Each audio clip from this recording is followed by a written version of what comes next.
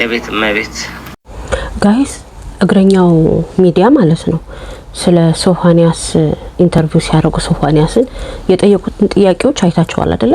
የዛን ኢንተርቪው ሲያደርገው በጣም ብዙዎቻችን በጣም ነበር እግረኛውን ሚዲያ ስንሰድበው የነበረው ማለት ነውና ግን በሰዓቱ እሱ የተጠራጠረው ነገር ነበር።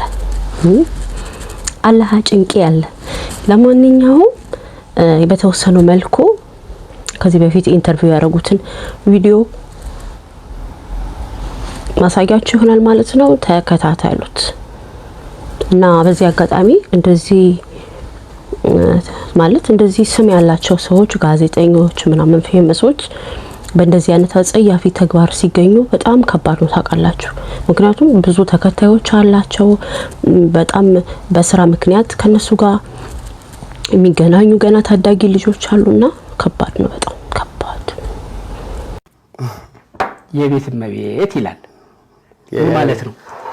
የራሴ ድምጽህም ላይ ተገቢ ያልሆነ ነገር ሰምቻለሁ ብዬ ነው። ወይላ ታዋክ አስተያሰማ። እሺ ችግር የለውም። አሁን ለጊዜው ረፍት ላይ ነኝ። በሳምንት 2 ቀን ዜና አንባለሁ። ሬዲዮ ፕሮግራም አለኝ፣ ስፖንሰሬ ነው። እዛ ላይ እሰራለሁ። በቃ ከዛ ውጭ ቤት ነኝ። የቤት እመቤት የቤት እመቤት ይላል ማለት ነው። የቤት ቤት ቁጭ አይውስጥ የሚቀመጥ ማለት ነው። እናቶቻችን የቤት እመቤት አይደል? ተቀመጣለሁ። ቢዚ በሆነ ደስ ይለኝ ነበር። ድሮ በጣም ቢዚ ነበር። በዚህ አውድ ነው የተረዳኸው? የቤት እመቤት ሌላ ምን ትርጉም አለው? እሺ አንተ ደግሞ አደረራ ሰንጥቅ አይደለም። ሌሎቹ ቴክስቶችም አሉ እንደዚሁ እና ለምሳሌ አሁን እዚህ ጋር የቤት እመቤት ስትል አንድ ኢንተርቪው ላይ ደግሞ በጣም ቆንጆ ነበርኩ ሚላየው ሸበላ እንደውም የወንድ ቋንቋ ነው። ቆንጆ ግን የሴት ቋንቋ የሴትና አውሰም ወንድ ልጅ አውሰም ነው የሚባለው። ግን ራሱ ቆንጆ ነበርኩ ሚል ቃል ተጠቅመው ሁሉ ስታወራ ሰማሁና ቁንጅና፣ መዋብ፣ መኳኳል እንደዚህ የሴት ቋንቋዎች ናቸው። ከቋንቋ ግድፈት ነው።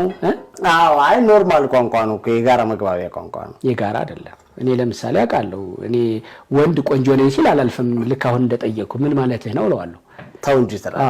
ተው እንጂ ቆንጆ ወንድ ቆንጆ ሴት ነው፣ ሴት ናት ቆንጆ የምትባለው። ቁንጅናዋም ተብሎ የሚገለጸው በነገር ላይ የሴት ልጅ ቁንጅናዋ ድንግልናዋ ነው አይደል?